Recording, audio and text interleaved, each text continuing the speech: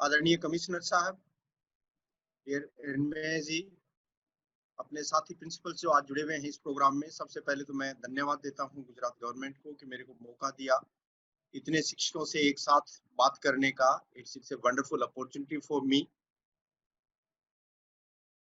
हमें शिक्षक होने पे गर्व होना चाहिए। सबसे बड़ी बात यह है कि हम एक बहुत नोबल प्रोफेशन में हम लोग हैं और समाज का बहुत ज्यादा विश्वास हमारे पे है। सिर्फ छात्रों का ही नहीं, पूरे समाज का विश्वास हमारे पे है। मैं करीब जिस तरह से इनमें मेरा परिचय दे रहे थे, पिछले 30 साल से टीचिंग में हूँ और आपने मैंने मेरा ये भी बताया कि मैं चंडीगढ़ में भी डायरेक्टर रहा। एक संस्थान है भारत सरकार का जो तकनीकी शिक्षा के जो शिक्षक हैं उनको ट्रेनिंग देते हैं। ऐसे 4 संस्थान है देश में। एक चंडीगढ़ में है, एक भोपाल में है, एक चेन्नई में है, एक कलकत्ता में है। It is national institute of technical teachers training and research के नाम से है। तो मेरे को एक छोटा सा वाक्य उस टाइम का याद आता है जब मैं चंडीगढ़ में था, 2016 तक मैं था। तो मेरे जब मैं कैंपस में रहता था तो मेरे एक पड़ोस में प्रोफेसर साहब रहते थे। प्रोफेसर साहब को 5-7 दिन के लिए बाहर एलटीसी पे कुछ जाना था घूमने के लिए। ये वो हस्बैंड वाइफ दोनों को, बच्चों के साथ उनको जाना था। तो उन्होंने एक कुत्ता पाल रखा था अपने जो है। अब जब बाहर जा रहे हैं प्रोफेसर साहब, हवाई जहाज में जाएंगे, ट्रेन में जाएंगे, जा सकते हैं किसी भी तरह से, पर कुत्ते को साथ में नहीं ले जा सकते। कुत्ते को हवाई जहाज में लेके कैसे जाएंगे? तो जाने से पहले उन्होंने मेरे से रिक्वेस्ट किया कि सर आप कुत्ते की देखभाल 6-7 दिन जो है कर लें। मैं किसान परिवार से हूँ, मेरे को ये पता है कि गाय की देखभाल कैसे की जाती है या भैंस की कैसे की जाती है। मेरे को कभी ये पता नहीं था कि कुत्ते को संभाला कैसे जाता है। डॉग्स आर ऑटोनोमस, कहीं जा सकते हैं, कहीं मूव कर सकते हैं, पर क्योंकि पड़ोसी रिक्वेस्ट कर रहा है कुत्ते का ध्यान रखें, तो आप मना भी नहीं कर सकते। एक अच्छे पड़ोसी का धर्म भी आपको निभाना है। मैंने और मेरी पत्नी ने उनका वो रिक्वेस्ट स्वीकार कर लिया, but it was very difficult, very difficult. Every hour we were getting the telephone call. हर घंटे जैसे ही प्रोफेसर साहब वो चले गए, हर घंटे उनका फोन आता था कि हमारा कुत्ता कैसे है, कुत्ते को बिस्किट खिला दिए या नहीं खिलाए, उसको नहाने के लिए वो पर्टिकुलर टेम्परेचर का पानी जो हमने स्पेसिफाई किया, same temperature of water please use. Shampoo जो हमने बताया है, शैम्पू वो यूज कीजिए। लगातार 7 दिन तक हम लोग जो है उसी तरह से दुविधा में फंसे रहे कि किस तरह से हम जो है इसका अच्छे से लालन पालन कर सकते हैं।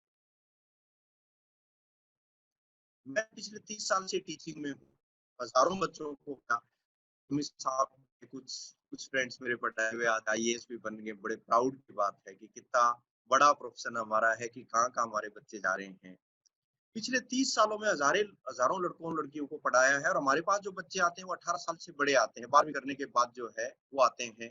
18 साल के बच्चों को संभालना भी बड़ा मुश्किल होता है, लड़के लड़कियां साथ में रहते हैं ये वो।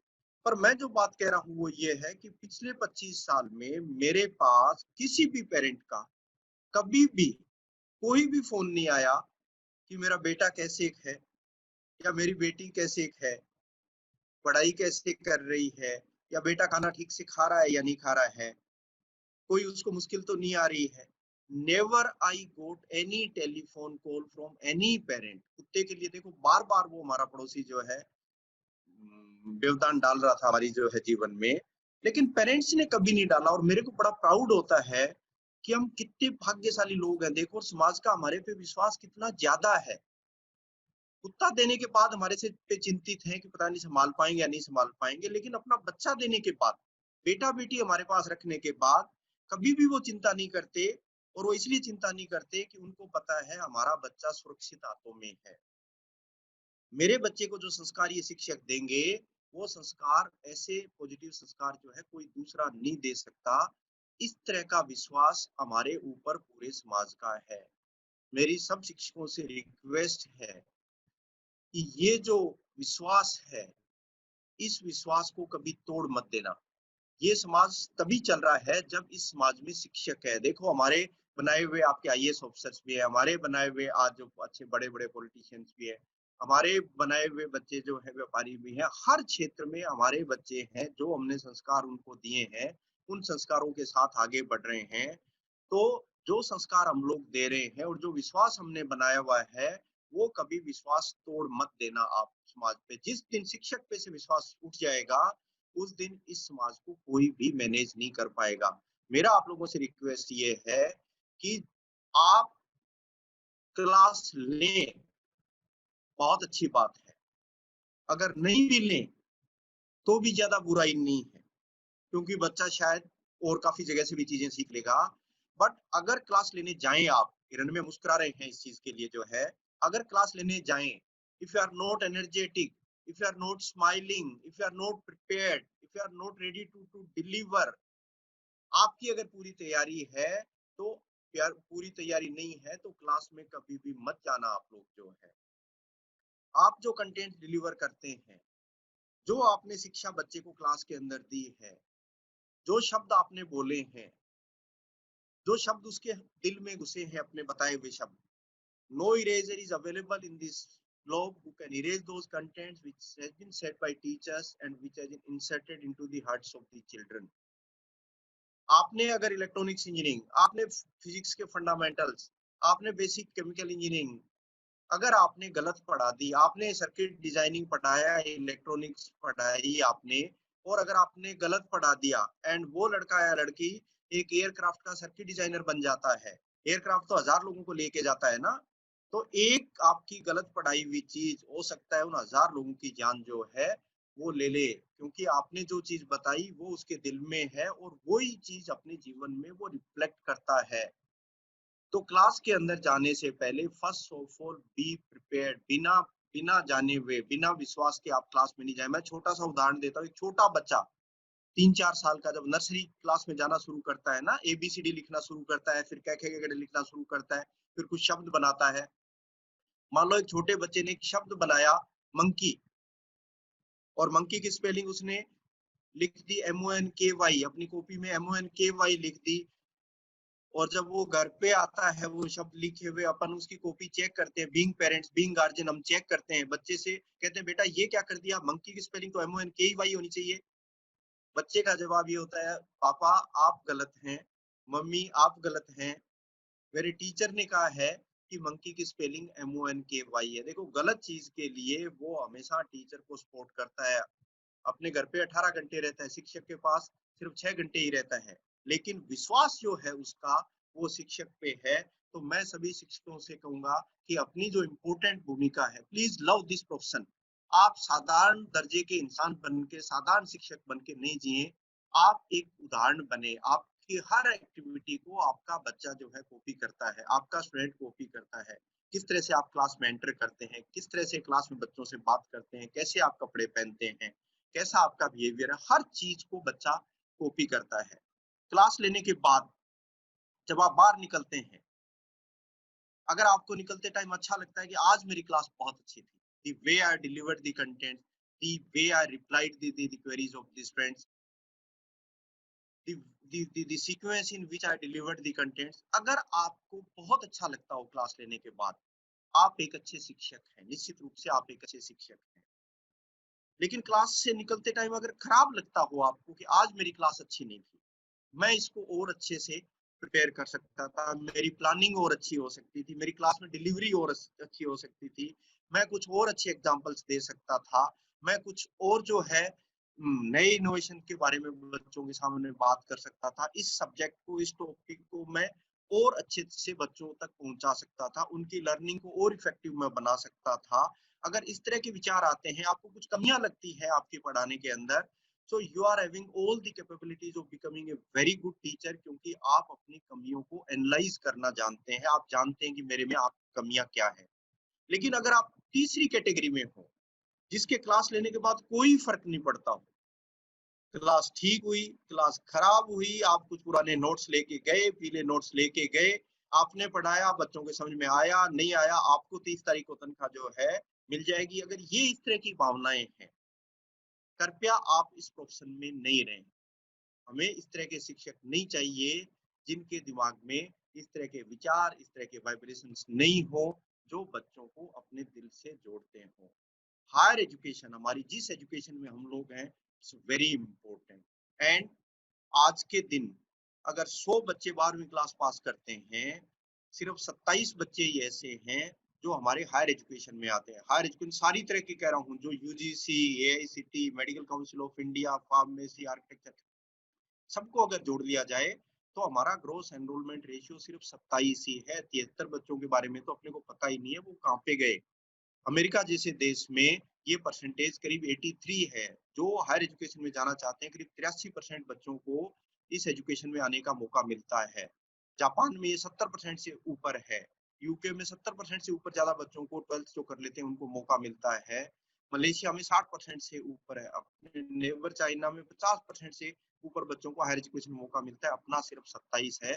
तो जो 27% बच्चे हमारे पास आते हैं, उनको भी अगर सही दिशा अगर नहीं दे पाए अपन, तो हमारे लिए, हमारे से एक बहुत बड़ी भूल हो जाएगी। और आज जो मैं चैलेंज जो आपसे बात करना चाहता हूँ, मैं कुछ स्लाइड्स आपके सामने हायर एजुकेशन के बारे में, हमारे जो टेक्निकल एजुकेशन, हायर एजुकेशन के बारे में शेयर करना चाहता हूँ। सबसे बड़ा जो चैलेंज मैं आपको कह रहा हूँ, तो हायर एजुकेशन के हमारे लीडर्स हमारे साथ में जो हैं, विजिबल है, स्लाइड्स दिख रही है? Is it visible? Yes sir, visible sir, yes sir. तो सबसे बड़ा हायर एजुकेशन में आज जो चैलेंज हमारे पास है कि बच्चों को एक एम्प्लॉयबल किस तरह से बनाए, वो समाज के विकास में, समाज के हित में सबसे उपयोगी एलिमेंट किस तरह से हो सकता है, वो समाज के को आगे बढ़ाने में किस तरह उपयोगी हो सकता है।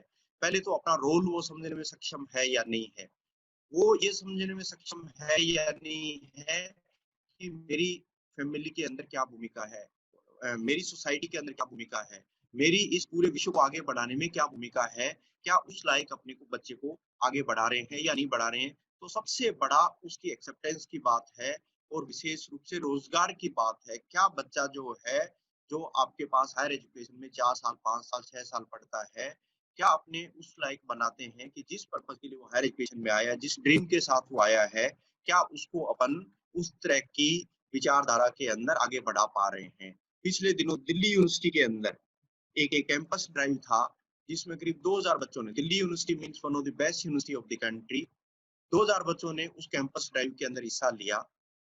फाइनली उस कंपनी ने, जिसको 200 के करीब बच्चे चाहिए थे, 4 बच्चों को उन्होंने सेलेक्ट किया, और उन्होंने कहा कि बच्चे हमारे काम के है ही नहीं। जिस तरह के बच्चे चाहिए, जिस तरह की उनके अंदर कोर स्किल्स चाहिए, जिस तरह का उनका एटीट्यूड चाहिए, उस तरह के बच्चे ही नहीं है। मैं फिल्टर दिखा रहा हूँ, हजारों के बच्चे नीचे जो है कम निकल रहे हैं। तो एम्प्लॉयबिलिटी जो है, चाहे वो आगे रिसर्च के फील्ड में बढ़ने का हो, चाहे वो एंटरप्रेन्योरशिप स्किल्स उसकी हो, चाहे इनोवेटिव स्किल्स हो, चाहे क्रिएटिविटी हो, तो किस तरह से उसको उपयोगी बना सकते हैं अपने समाज में, वो हमारे लिए सबसे बड़ा चैलेंज है। एक अनपढ़ व्यक्ति अगर बेरोजगार हो, तो वो सिर्फ एक फैमिली को ही शायद डिस्टर्ब करेगा, शराब पिएगा, तंग करेगा, ये वो। लेकिन अगर एक पढ़ा लिखा बच्चा, और अगर जिसने 4 साल हायर एजुकेशन ले रखी है, जिसने लाखों रुपए इसके ऊपर खर्च कर दिए हैं, जिसने बैंकों से लोन भी ले लिया है, अगर वो बेरोजगार है, तो उस बच्चे को फेस करना, उस बच्चे को जवाब देना हमारे लिए it will be very difficult. वो फिर AK-47 लेके आएगा, हमारे से क्वेश्चन पूछेगा कि ऐसी मेरे में क्या कमियां रह गई, आपने मेरे को इस योग्य क्यों नहीं बनाया। मैं तो तैयार था, मेरा परिवार तैयार था, मेरे में ऐसी क्या कमियां रह गई हैं जिससे मैं जो है एक्सेप्टेंस नहीं पा रहा हूँ सोसाइटी के अंदर। सो हम टीचर्स की जिम्मेवारी है, हर एजुकेशन के शिक्षक की जिम्मेवारी है हमारी, बच्चों को आगे बढ़ाए। अभी एक हमने सर्वे कराया, एक स्टैनफोर्ड यूनिवर्सिटी को एक काम दिया इसी एम्प्लॉयबिलिटी इश्यूज पे, बच्चे की एक्सेप्टेंस पे काम दिया। और उनको हमने कहा कि 3 क्षेत्र में आप बच्चों की कैपेबिलिटीज को असेस करें, कि उनकी क्रिटिकल थिंकिंग कैसी है, उनकी डिसीजन मेकिंग पावर कैसी है, और प्रॉब्लम सॉल्विंग एबिलिटीज कैसी है।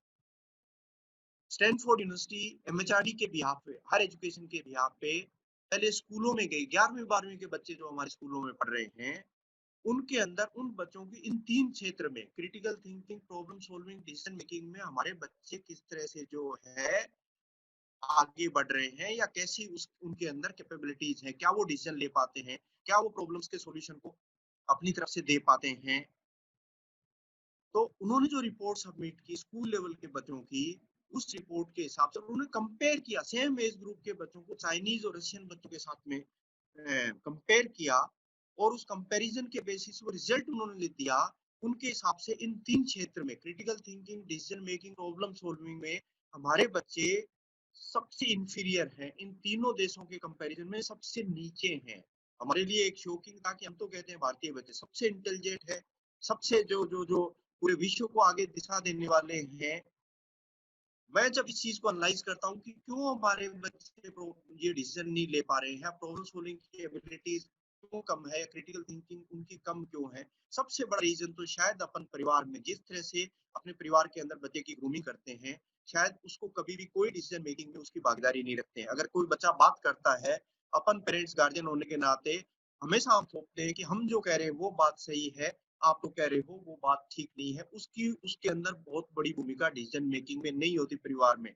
इवन हमारा स्कूलिंग भी है, ज्यादातर हमारा स्कूल का अगर पैटर्न देखो तो सिर्फ 7 से 1 डेढ़ बजे तक क्लास में घुसता है बच्चा, बिल्कुल साइलेंस आपको मेंटेन करना है। इवन टीचर्स कम्युनिकेशन स्किल्स पढ़ाते हैं, उसके अंदर भी बच्चे को बोलना नहीं है। अपन बच्चे को कहीं पे भी बोलने के लिए अलाउ नहीं करते हैं, और इसकी वजह से उसका जो है अपना एक कॉन्फिडेंस जो होना चाहिए, वो शायद कॉन्फिडेंस किल होता है। फिर हम कोचिंग के अंदर जिस तरह से लेके जाते हैं, सिर्फ मगिंग के बेसिस पे ही हमारा एग्जामिनेशन का पैटर्न होता है, कितनी उसकी रखने की क्षमता है उसके हिसाब से होता है। लेकिन उस रिपोर्ट का सबसे अच्छा जो हिस्सा था, जो अपने लिए सबसे अच्छी बात है, जो हायर एजुकेशन के शिक्षक है अपन है, अपने लिए जो अच्छी बात है, उस रिपोर्ट के अंदर ये कहा गया कि बच्चे जैसे कॉलेजेस में जाते हैं, बच्चे जैसे यूनिवर्सिटीज में जाते हैं, उस टाइम जो कॉलेजेस यूनिवर्सिटीज में थोड़ा सा उनको ओपन माहौल मिलता है, वो हॉस्टल में रह सकते हैं, टीम में 5-7 बच्चे मिलके कुछ प्रैक्टिकल जब साथ में करते हैं, क्या या कैंटीन में बच्चे लड़के लड़कियां साथ में बैठ के काम कर सकते हैं,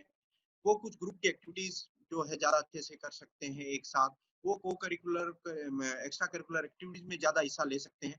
तो जैसे ही बच्चों को फ्रीडम दी जाती है, that time they are saying learning curve of our Indian students are much faster as compare to Chinese and Russian students. जैसे ही उनको अच्छी फ्रीडम मिलती है, जैसी अच्छी उनको जो गाइडेंस मिलती है, जैसी खुला माहौल मिलता है, वो मिरेकल्स करते हैं। तो मेरी सबसे बड़ी रिक्वेस्ट सभी प्रोफेसर सभी प्रिंसिपल्स यहाँ पे हैं कि इन बच्चों को फ्रीडम दें। इनके अंदर कैपेबिलिटीज हैं, दे कैन डू मिरेकल्स। उनको अच्छी इंटरनेट की जो स्पीड जो है, उनको अच्छी आईसीटी की इंफ्रास्ट्रक्चर जितनी संभव हो सकती है, वो प्लीज देने की कोशिश करें। और ये बच्चा कहता है, सबसे पहले कहता है कि मेरे को तो काम चाहिए, मेरे को तो हायर एजुकेशन से निकलते ही मेरे को काम चाहिए और अपने को दिलवाना है। पूरे विश्व की आबादी जो है 7 अरब है, उसमें से करीब 130 करोड़ 700 करोड़ आबादी जो है, उसमें से 130 करोड़ अपन भारतीय हैं। 700 में अगर 130 का मैं भाग देता हूँ, तो जो संख्या हमें मिलती है वो 6 से कम मिलती है। इसका मतलब हर छठा व्यक्ति इस धरती के ऊपर भारतीय है। हमारा भारतीय बच्चा दुनिया के हर कोने में दिखना चाहिए। हमारे वैल्यूज, हमारे संस्कार, हमारे ट्रेडिशन, हमारी ट्रांसपेरेंसी, हमारा डेडिकेशन, हमारी सिंसियरिटी, हमारा ज्ञान दुनिया के किसी भी कोने में जाके हमारा बच्चा जो है डिलीवर कर पाए, हमारा बच्चा प्रूव कर पाए कि हम कुछ विशेष हैं और विशेष थे। 1500 साल पहले हमारे पास नालंदा यूनिवर्सिटी थी, 10,000 बच्चे पढ़ते थे, पढ़ाने वाले प्रोफेसर करीब 2000 थे, 70 कंट्री से बच्चे हमारे पास यहाँ पे आते थे। लाइब्रेरी बिल्डिंग कहते हैं नालंदा यूनिवर्सिटी की, 7 मंजिली थी। आप दुनिया के किसी भी कोने में चले जाएं, किसी भी यूनिवर्सिटी में चले जाएं, उनका एकेडमिक ब्लॉक 7 स्टोरी हो सकता है, उनका लेबोरेटरी ब्लॉक 7 स्टोरी हो सकता है, उनका एडमिनिस्ट्रेटिव ब्लॉक 7 स्टोरी हो सकता है। लाइब्रेरी ब्लॉक कहीं भी इवन एमआईटी हार्वर्ड में भी आपको 7 स्टोरीज नहीं मिलेगा। ऐसी लाइब्रेरी, अगर लाइब्रेरी वो खाली थोड़ी थी, उसके अंदर ज्ञान था, रिसर्च था, लिटरेचर था, तो ऐसे हमारा शिक्षा का हमारा बैकग्राउंड है।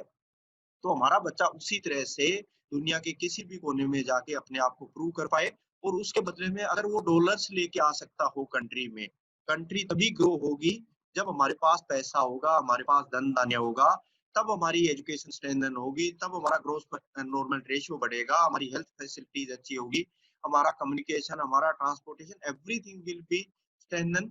तो सबसे बड़ी चीज ये है कि बच्चे को सिर्फ अपने देश के हिसाब से नहीं, दुनिया के अंदर जो रिक्वायरमेंट है उसके हिसाब से तैयार करें। हमारा करिकुलम, हमारी पेडागोजी, हमारी हमारी जो सोच, हमारी वैल्यूज सब उसमें इस तरह से इनकलकेट करें कि वो दुनिया में जाके प्रूव कर पाए। हम काफी बार इंडस्ट्री से डिस्कस भी करते हैं कि आप हमारे बच्चों को क्यों नहीं एक्सेप्ट करते हैं, ऐसी क्या कमियां हैं। तो वो बात करते हैं, सबसे पहले तो ये कहते हैं कि आप लोग जो पढ़ा रहे हो आप लोग पुरानी चीजें पढ़ा रहे हो, हम ग्लोबल लेवल पे compete करते हैं, हमारे पास जो टेक्नोलॉजीज है, हमें जो क्वालिटी देनी है, हमें जो कॉस्ट प्रोडक्ट्स की देनी है, वो ग्लोबल लेवल के हिसाब से देनी है। और आप बच्चों को जो कंटेंट्स पढ़ा रहे हैं, वो शायद 20-30 साल पहले जो बातें थी, वो बातें आप उनको क्लास में पढ़ा रहे हैं। आपका करिकुलम आउटडेटेड है, आपका करिकुलम बहुत हैवी है, अनवांटेड कंटेंट शायद आप लोगों ने रख रखे हैं। तो और बातें सही भी हैं।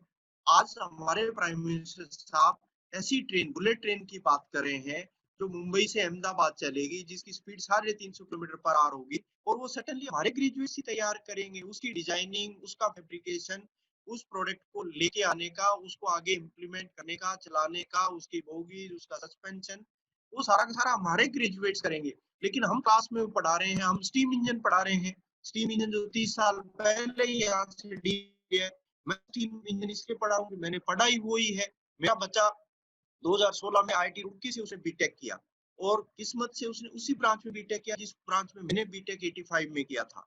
मेरे को सबसे बड़ा फायदा ये हुआ कि मेरे बच्चे को एक भी किताब खरीदने की जरूरत नहीं पड़ी।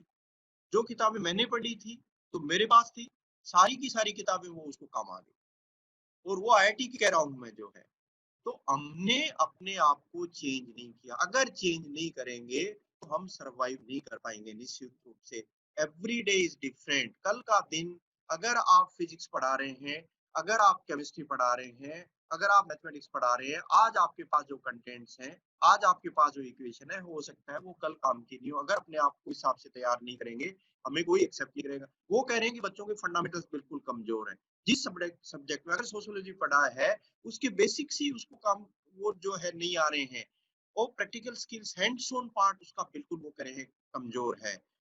वो ये कह रहे हैं कि वो इंजीनियरिंग करके, सिविल इंजीनियरिंग करके आया है बच्चा, वो ड्राइंग से नहीं पढ़ पा रहा है। बेसिक ड्राइंग से अगर नहीं पढ़ेगा, बिल्डिंग डिजाइन करके वो कैसे जो है उनको बनाएगा।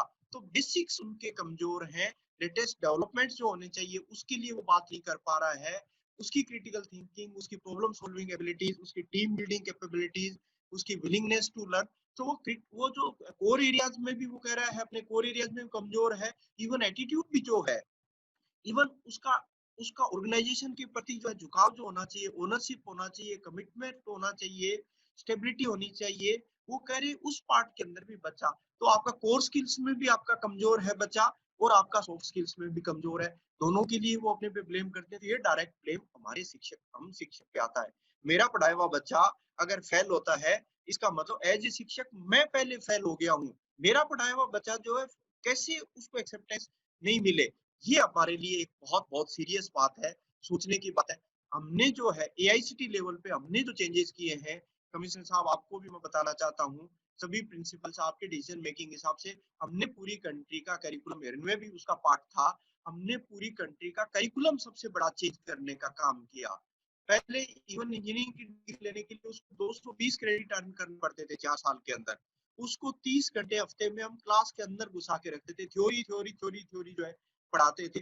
इंडस्ट्रीज ये कह रही है inside the class what is there, everything is outside the class. आप अगर कोई ब्रिज बन रहा है, अगर कोई मेट्रो प्रोजेक्ट बन रहा है, कोई 100 मंजिल की बिल्डिंग डिजाइन हो रही है, डेवलप हो रही है, बन रही है, तो वो तो क्लास के बाहर बन रही है। आप क्लास के बाहर तो उनको लेके जाओ। आपने 220 क्रेडिट पढ़ाए, उसको 1 मिनट का टाइम ही नहीं है उसके अलावा सोचने के लिए। वो इनोवेशन के बारे में कब सोचेगा, नए आइडियाज के बारे में कब सोचेगा, कब वो अपने इंटरेस्ट की बातें अपने बच्चों के साथ करेगा। तो हमने करिकुलम चेंज भी किया, इंडस्ट्रीज को साथ में रखा, एकेडमिशियन को साथ में रखा, साथ को बैठा के कि आप करिकुलम इंडस्ट्री के हिसाब से बनाइए। हमने 220 के बजाय अब 160 क्रेडिट कर दिए। 60 क्रेडिट का स्पेस क्रिएट कर दिया उन बच्चों के लिए, ताकि इन बाकी एक्टिविटीज के लिए उसके पास समय हो। अदरवाइज उसको प्रेशराइज कर दिया, उसका फिजिकल डेवलपमेंट, उसका मेंटल डेवलपमेंट, उसका उसका जो आगे बढ़ने की जो उसके अंदर एक जील इंथुजियाज्म होना चाहिए, वो लगता है हमने किल किया। तो सबसे पहला काम हमने करिकुलम चेंज किया। और करिकुलम में जो कंटेंट्स, करिकुलम को जिस तरह से डिजाइन किया, उसके अंदर इन चीजों का ध्यान रखा। सबसे पहले तो बच्चा हमारे सिस्टम में आ रहा है, हायर एजुकेशन में आ रहा है, उसको समझे तो सही कि मेरे को ये 4 साल 5 साल पढ़ने के बाद क्या बनना है। उसकी उस एनवायरनमेंट में फ्रेंडशिप अपने को क्रिएट करनी है। जिस माहौल में आया है, उस माहौल से उसकी दोस्ती हो, उस माहौल को वो समझे। तो पहले 21 दिन हमने एक इंडक्शन प्रोग्राम शुरू किया, जिसके अंदर पहले 21 दिन कोई कन्वेंशनल पढ़ाई नहीं होगी। सिर्फ उन बच्चों की क्या वीकनेस है जो वो समझना है, उन बच्चों के अंदर स्ट्रेंथ क्या है उसको कैसे उभार पाएंगे, उसका इन इन जनरल सोसाइटी की तरफ कनेक्ट क्या हो सकता है, वो बनने के बाद, अपनी शिक्षा पूरी करने के बाद, how he will be helping to whole community, उसको अच्छे वातावरण के अंदर एक एक डालना जो है वो इस इंडक्शन प्रोग्राम के तहत हमने शुरू किया। उसकी इंडस्ट्री के अंदर 6 महीने की कंपल्सरी हमने इंटर्नशिप की कि वो जाके देखे तो सही कि वास्तव में धरातल पे क्या हो रहा है। जो ज्ञान उसको क्लास में दे रहे हैं, उसका एप्लीकेशन वहाँ पे जो है किस तरह से हो रहा है। इवन ये सारा करिकुलम हमने चेंज कर दिया, पेडागोजी के कंसेप्ट चेंज हो रहे हैं। मैं सब्जेक्ट में बहुत अच्छा हो सकता हूँ, मेरा नॉलेज बहुत अच्छा अच्छा हो सकता है, पर वो ज्ञान मैं बच्चे तक कैसे पहुंचाऊं, जरूरी नहीं कि ये सारे एट्रीब्यूट्स मेरे अंदर हो।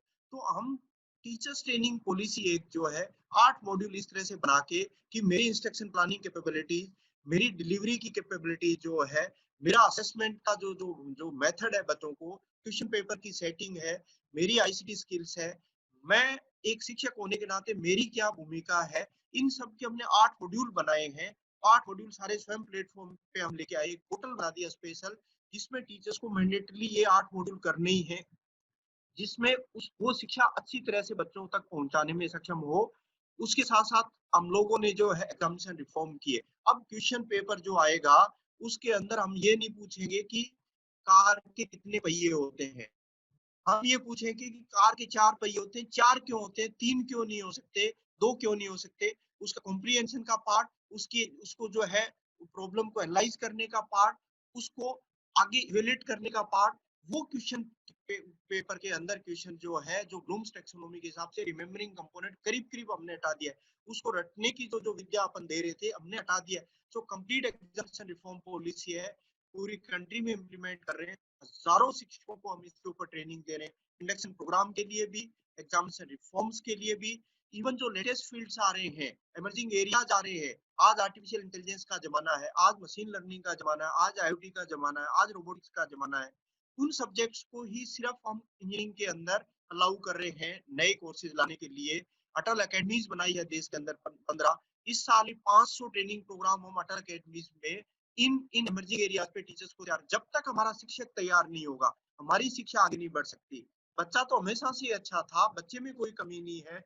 जब तक शिक्षक को एम्पावर नहीं करेंगे, जब तक शिक्षक को अपन जो है उसकी कैपेबिलिटीज को इम्प्रूव नहीं करेंगे, तब तक हमारी शिक्षा आगे नहीं बढ़ सकती। एआईसीटी का सोल जो जो ऑब्जेक्टिव आज ये है कि हम इंस्टीट्यूशन के अंदर कैसे जा पाए, हम उस बच्चे को कैसे मजबूत करें, शिक्षक को मजबूत कैसे करें, इंफ्रास्ट्रक्चर को कैसे मजबूत करें, उनके अंदर विश्वास कैसे कायम करें।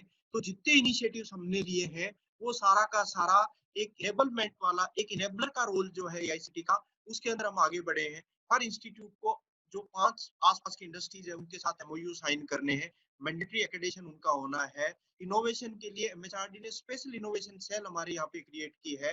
हम हमारे ये जो जो स्टार्टअप की पॉलिसी लेके आए, उनको आप लोगों की हेल्प से इम्प्लीमेंट करना है।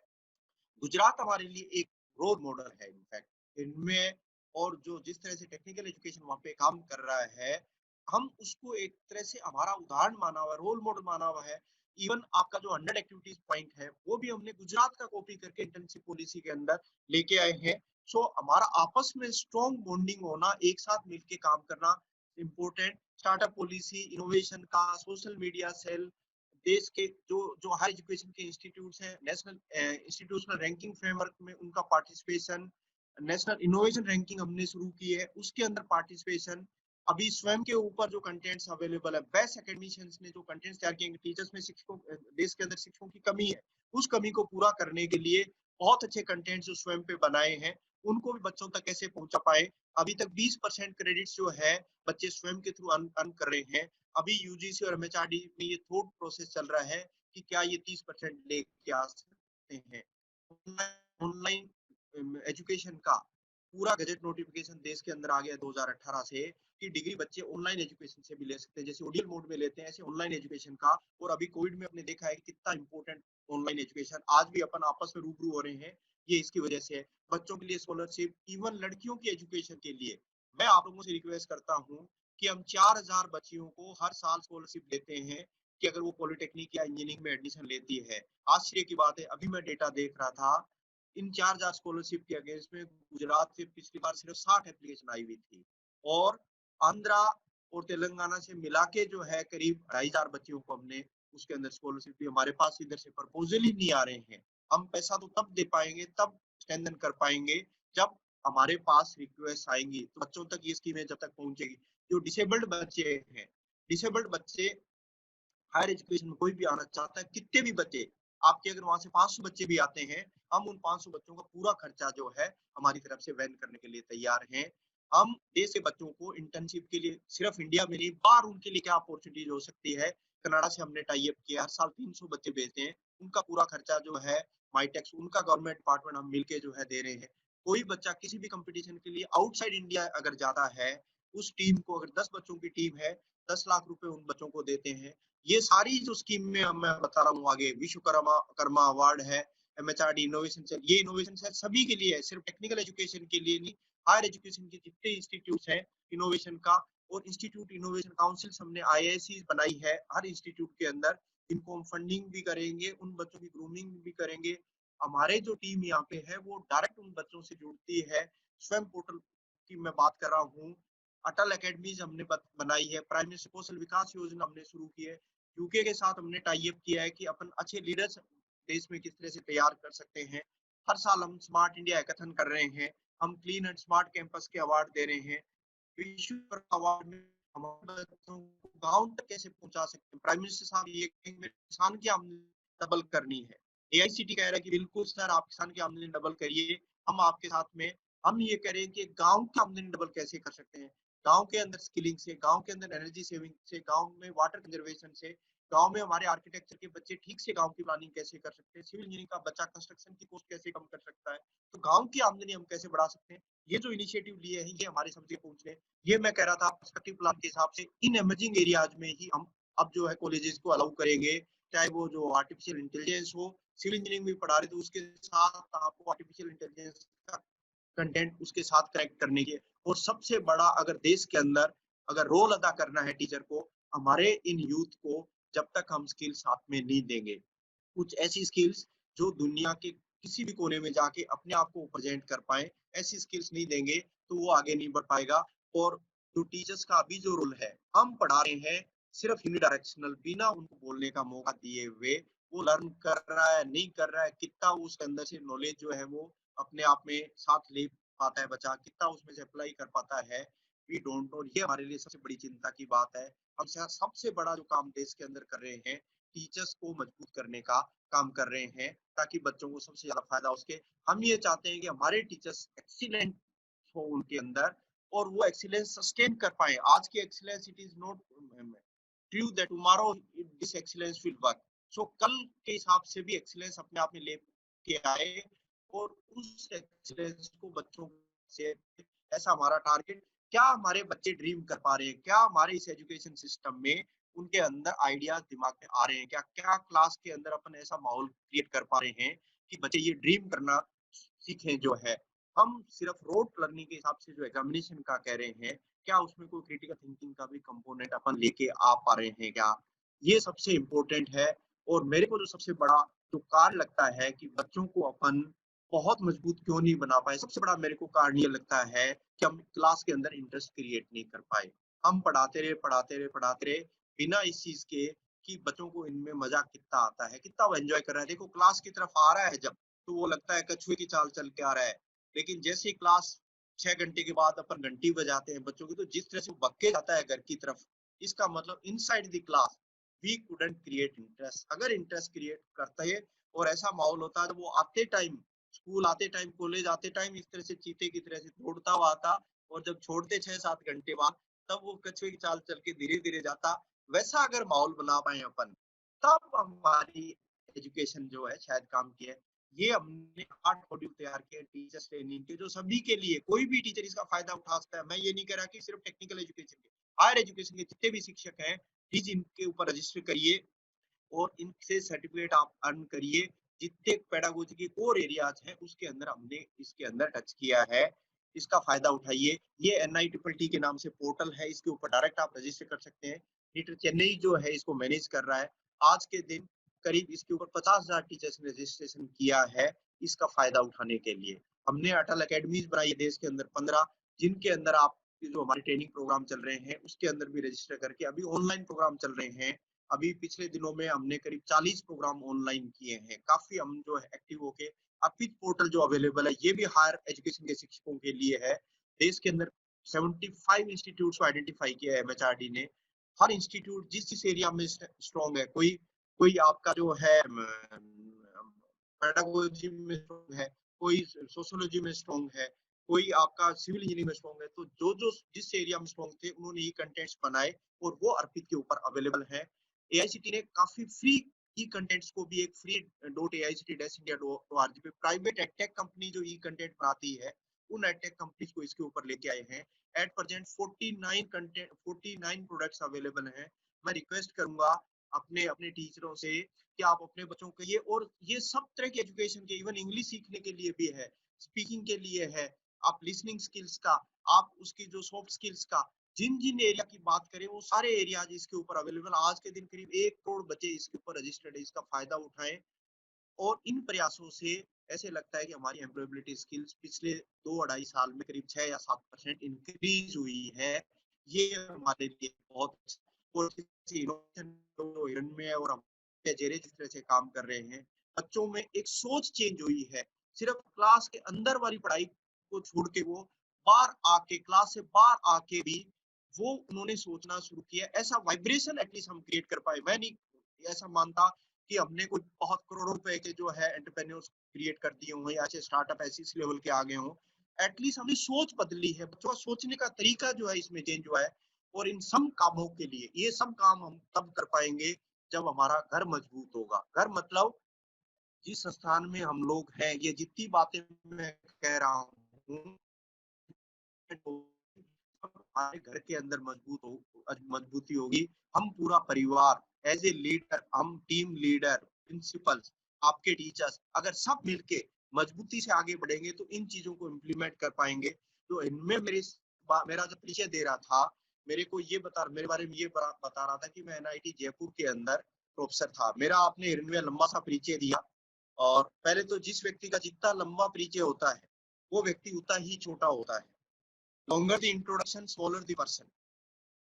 महात्मा गांधी जी जब साबरमती आश्रम में थे, साबरमती आश्रम गुजरात में है, and most of the time he was away from Sabarmati आश्रम। एक बार ऑस्ट्रेलिया से जब ब्रिटिश गवर्नमेंट के विरुद्ध में अपना जो है आंदोलन चल रहे थे, आप गांधी जी जो है उस टीम को लीड कर रहे थे, तो ऑस्ट्रेलिया से उनको एक पत्र आया हुआ है साबरमती आश्रम में, अभी भी वो लेटर जो है वहां पे पड़ा हुआ है। उस ऑस्ट्रेलियन सिटीजन ने गांधी जी को कुछ सुझाव दिए कि इस आंदोलन को किस तरह से वो चलाएं। It is not important that what are the contents of that letter, लेकिन एड्रेस उसके ऊपर जो लिखा हुआ है उस पत्र के ऊपर, वो एड्रेस है गांधी कोमा इंडिया। ऑस्ट्रेलिया से एक पत्र चला, भारत में आया, भारत में गुजरात में साबरमती आश्रम में गया, सिर्फ एड्रेस जो लिखा हुआ वो गांधी कोमा इंडिया लिखा हुआ था। उस परिचय से पत्र हमारे देश में आ गया, ऑस्ट्रेलिया से चल के गांधी जी का इतना से परिचय था। तो सबसे पहले तो मेरी शुभकामनाएं सभी को, और विशेष रूप से गुजरात के बच्चों के लिए, कि उनका परिचय भी सिर्फ जो है गुजरात कोमा इंडिया के नाम से हो और पूरी दुनिया उनको जो है आगे बढ़ाए। मेरे जितना लंबा परिचय उनका नहीं हो, लेकिन मैं एमएनआईटी जयपुर में प्रोफेसर था, अभी भी मैं वहाँ पे हूँ, उसका पार्ट हूँ। तो मेरी भी इच्छा हुई कि मैं आप लोगों की तरह से प्रिंसिपल बनूं, जैसे आज प्रिंसिपल्स हमारे साथ जुड़े हुए हैं। मैंने भी सपने लेने शुरू किए कि मेरे को भी, मैं प्रोफेसर बन गया हूँ और मैं प्रिंसिपल बनूं, और अगर गवर्नमेंट कॉलेज का प्रिंसिपल बन जाऊं तो और अच्छी बात है, उसमें गाड़ी और अच्छा सा मिलता है, बढ़िया सा जो है सत्कार मिलता है, लाल पट्टी भी मिलती है। ये वो ऐसे विचार मेरे दिमाग में आने लग गए और मैं बन भी गया। मैं 2004 के अंदर मेरा प्रिंसिपल का सिलेक्शन हो भी गया। मेरे को गवर्नमेंट इंजीनियरिंग कॉलेज बीकानेर का प्रिंसिपल नियुक्त कर दिया गया। मैं बड़ा खुश था कि प्रिंसिपल की पोस्ट मेरे को मिली है, और मैं नियुक्त होने के बाद वहां पे चला भी गया बीकानेर। ये कॉलेज है जिसका मेरे को प्रिंसिपल बना दिया गया, सामने जो दिख रहा है, इस कॉलेज का प्रिंसिपल बन गया। इस करीब 2001 में शुरू हुआ था और मैं 2004 में गया। तब तक ये कॉलेज, ये जो टीले दिख रहे हैं, राजस्थान जो है गुजरात जैसा ही है, पड़ोसी स्टेट है अपन।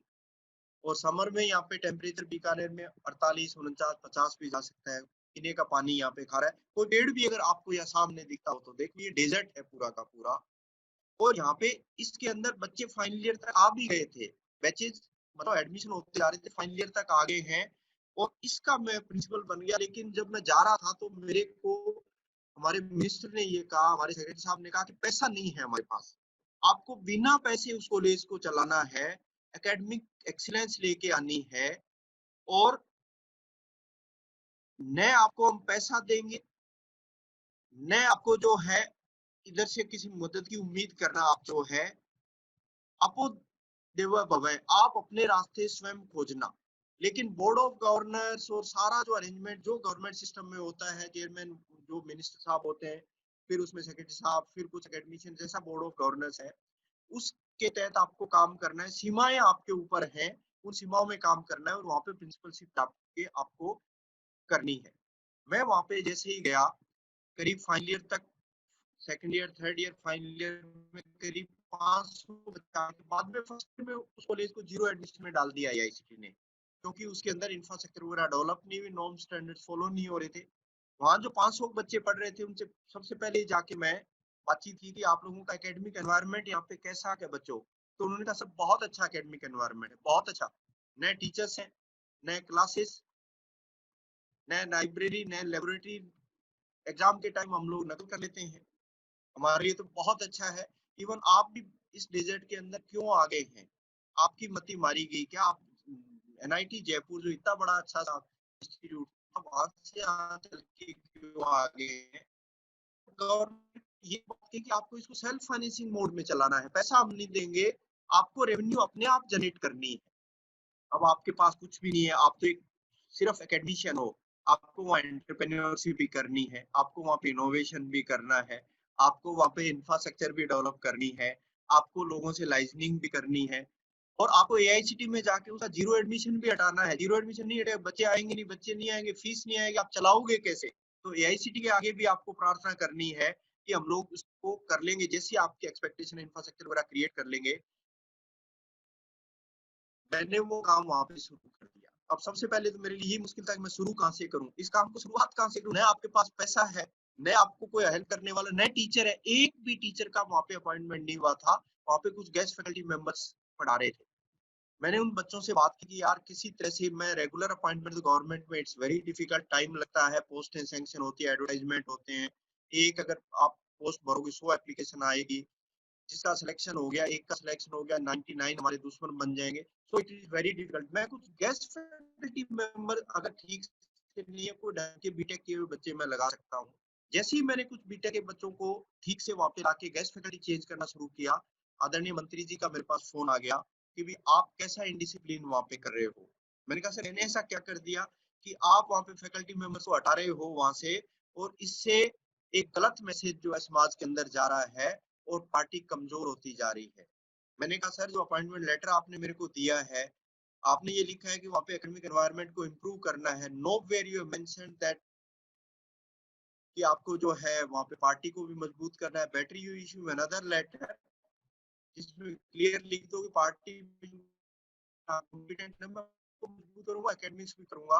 लेकिन मैं भाग्यशाली था, उस दिन के बाद से मंत्री जी का मेरे पास इस तरह का कभी कोई फोन नहीं आया। उन्होंने मेरे को कंप्लीट ऑटोनॉमी दी। उनको लग गया कि ये आदमी कुछ कर सकता है, थोड़ी इनमें भावनाएं कुछ लगती है, मेरे को ऑटोनॉमी दी।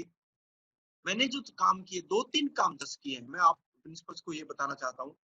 एक काम तो मेरे दिमाग में ये आया कि ये जो बच्चे बार बार हमें कहते हैं, देखो ये जो मैं आपको छोटी सी पिक दिखा रहा हूँ, ये बच्चा ये कर रहा है कि इतनी इक्वेशन आपने मैथमेटिकल इक्वेशन सिखा दी है मेरे को, मैं इसको अप्लाई कहाँ पे करूँ, इस ज्ञान को अप्लाई कहाँ पे करूँ, ये लेके घूम रहा हूँ मैं, ये तो किसी काम का ही नहीं है। मेरे दिमाग में ये आया कि जो भी मैं ये काम करूँ, जो भी मैं एकेडमिक इंस्टीट्यूट बना रहा हूँ ये कॉलेज को, क्या मैं इसको इंडस्ट्री का रूप दे सकता हूँ? क्या ये इंडस्ट्रीज हमेशा हमारे पे ब्लेम करती है कि आपने ये नहीं सिखाया, उसका हैंड्स ऑन प्रैक्टिकल स्किल्स ठीक नहीं है, उनकी लेटेस्ट टेक्नोलॉजी जो है उसको नहीं आती। क्या मैं ऐसा इस इंस्टीट्यूट को इंडस्ट्री में कन्वर्ट कर दूं? तो नेचुरली इसका जो थ्योरी का ज्ञान हमने दिया वो प्रैक्टिकल में अपने आप ही जो है उसका इम्प्लीमेंट हो जाएगा। और मेरे दिमाग में यह आया कि ऐसे बच्चे तैयार कर दूं, जब वो इंडस्ट्री में जाए, जब वो जॉब करने जाए, वो ये ब्लेम कर पाए इंडस्ट्री के अंदर कि हमारे इंस्टीट्यूट के अंदर जो इंफ्रास्ट्रक्चर, जो फैसिलिटी, जो कॉम्पिटेंसीज हमें मिली, वो it was far far better as compare to what you people are having to the industry. क्या मैं उल्टा माहौल तैयार कर सकता हूँ क्या? ये मैंने सोच तैयार की। तो उसके लिए लेकिन मेरे को पहले तो एआईसीटी से एडमिशन शुरू करवाने पड़ेंगे ना, तभी तो मेरे को सेल्फ फाइनेंसिंग में फीस आएगी, जितने बच्चे आएंगे उतनी फीस आएगी। तो एक तो मैंने एआईसीटी से हमारे सेक्रेटरी साहब को साथ में लेके गया और एआईसीटी से ये रिक्वेस्ट किया कि हम यहाँ पे इंफ्रास्ट्रक्चर क्रिएट कर देंगे, आप हमें जो है अलाउ कर दो। उन्होंने हमें एडमिशन देने शुरू कर दिए, ये एक सबसे बड़ा काम हो गया। दूसरा मैंने बच्चों को ये कहा कि आप लोगों को देश के अंदर कहीं पे भी कोई नई चीज सीखने को मिलती हो, गुजरात में अगर इनमें कोई इनोवेशन का कंपटीशन कर रहा हो तो आप वहां पे जाइए। कम से कम आप बीकानेर से अहमदाबाद जाने का रिजर्वेशन करवाना तो सीखेंगे, ट्रेन में बैठना तो सीखेंगे, 4 पैसेंजर आपके साथ जा रहे हैं उनसे बात करना तो सीख लेंगे। वहां जाएंगे, कोई धर्मशाला होटल कैसे अरेंज किया जाता है वो सीखेंगे तो सही। कोई फ्रेंडशिप भी आपकी होगी। जब तक घर से नहीं निकलोगे आप, तब तक आपको एक्सपोजर कैसे मिलेगा? तो दूसरा जो मैंने वहां पे काम किया, बच्चों को वहां से बाहर निकालने का, कि वो दुनिया को भी समझे। और तीसरा जो मैंने वहां पे टीचर्स अपॉइंट किए, उन टीचर्स को मैंने ये कहा कि मैं आपको ये घड़ी नहीं पहनने दूंगा। मेरे कॉलेज के टाइमिंग से 5 वाले नहीं होंगे, मेरे टाइमिंग सुबह 5 से लेकर रात के 10 बजे तक होंगे। मैं घड़ी के हिसाब से आपको काम करने नहीं दूंगा। अगर आप तैयार हो इसके लिए, क्योंकि डेजर्ट में अपने को चलाना है, यहाँ पे आंधियां चलती है, प्राइवेट कॉलेजों से अपना कंपटीशन है, अपने पास कुछ भी नहीं है। तो मैंने उसी तरह के टीचर्स लिए वहां पे, जो 18 घंटे काम करने के लिए तैयार थे, और हमें उसके अंदर कामयाबी मिली। बच्चों को अपने एक्सपोजर दिलाया बाहर दुनिया का, बाहर देश का। और टीचर्स को भी जहाँ पे भी संभव था, टीचर्स के भी कॉन्फिडेंस बिल्डिंग के लिए जो अपॉर्चुनिटीज थी हमने दिलवाई। और एक ये हमने थीम रखी कि इनोवेटिव बच्चे हम कैसे तैयार कर सकते हैं। हमें रोबोट्स तैयार नहीं करने। और बीकानेर के लिए प्लेसमेंट देने आएगा कौन? जब हैदराबाद में इतने बच्चे मिल जाते हैं, बेंगलोर में इतने बच्चे मिल जाते हैं, पूना में इतने बच्चे इंडस्ट्रीज को मिल जाते हैं, आपके बीकानेर के अंदर कंपनियां क्यों आएंगी? जब तक बच्चों में अलग से कुछ हटके चीज नहीं होंगी, तब तक उन बच्चों को लेने के लिए कोई इंडस्ट्री नहीं आएगी। जब बच्चे हमारे फाइनल ईयर में थे और प्लेसमेंट के लिए मैं पूना वगैरह फोन करता था एचआर के लोगों को, इंडस्ट्रीज के लोगों को, कि बीकानेर में भी हमारे पास अच्छे बच्चे हैं, आप इनके प्लेसमेंट के लिए आए। तो पहला क्वेश्चन वो ये कहते थे कि रिटर्न फ्लाइट किस टाइम होगी? रिटर्न तो तब हुई तब जाएगी, वहां पे तो बस ही नहीं जाती, वहां पे फ्लाइट की तो आप भूल जाओ। तो वहां पे कंपनियों को लाना, it was a very difficult task. तो मेरे दिमाग में बच्चों को जो है इस तरह से आइडिया देने थे कि आप कुछ अलग से हटके जो है अपने आप को बनाओ। और बीकानेर के लोग डेजर्ट के अंदर physically they are very strong, mentally they are very strong. अगर थोड़ी सी मैं फिनिशिंग कर दूं, उनका हैंड्स ऑन पार्ट, उनका माइंड्स ऑन पार्ट, उसको मैं थोड़ा सा बढ़ा दूं, और हार्ट्स ऑन जो है उनका एटीट्यूड थोड़ा सा अगर मैं चेंज कर दूं, तो उनकी एक्सेप्टेंस दुनिया के अंदर बढ़ जाएगी। और वो ही हमने छोटे छोटे काम वहां पे जो है किए। ये जो जो व्यू दिख रहा है, फर्स्ट ईयर के बच्चों से लेके फाइनल ईयर तक मैंने ये खाकी ड्रेस उनके लिए बनवाई, कि आपको वर्कशॉप में सिर्फ छोटे छोटे बट ज्वाइंट, लेफ्ट ज्वाइंट, छोटे छोटे प्रैक्टिकल नहीं करने हैं। मैं आपको सिर्फ ऐसे प्रैक्टिकल जो आज आपने किया, वो कंपोनेंट बनाया, वापिस चले गए, अगले दिन नई चीज बनाने लगे, वो ऐसा काम नहीं कराऊंगा। आप लोग जो काम कर रहे हैं, वो जो प्रोडक्ट जो आपके काम से बन के आ रहा है, चाहे वो 6 महीने में बन के आए, वर्कशॉप में whatever you are doing, it should be a useful product, it should be saleable in the market. उससे मैं पैसे कमा पाऊं, उससे इंस्टीट्यूट के लिए पैसे आए, वो एंटरप्रेन्योरशिप कर पाऊं। मैंने वहां पे मैन्युफैक्चरिंग शुरू कर दी। और जो मैंने बताया था कि हमने ये प्रयास किए कि इस इंस्टीट्यूट को अगर अपन इंडस्ट्री बना दें, इंडस्ट्री जैसा माहौल बना दें, और उसके अंदर हम लोग कामयाब हुए। ये आप देखो फर्नीचर वगैरह जो है बनना, मैंने वहाँ के कलेक्टर साहब से टाई अप किया, डिस्ट्रिक्ट मजिस्ट्रेट साहब वहाँ पे थे, उनसे भी दोस्ती की। मैंने सबसे बड़ा जो वहाँ पे एक काम किया, मैंने सबको जोड़ने का काम किया, नेटवर्किंग करने का काम किया।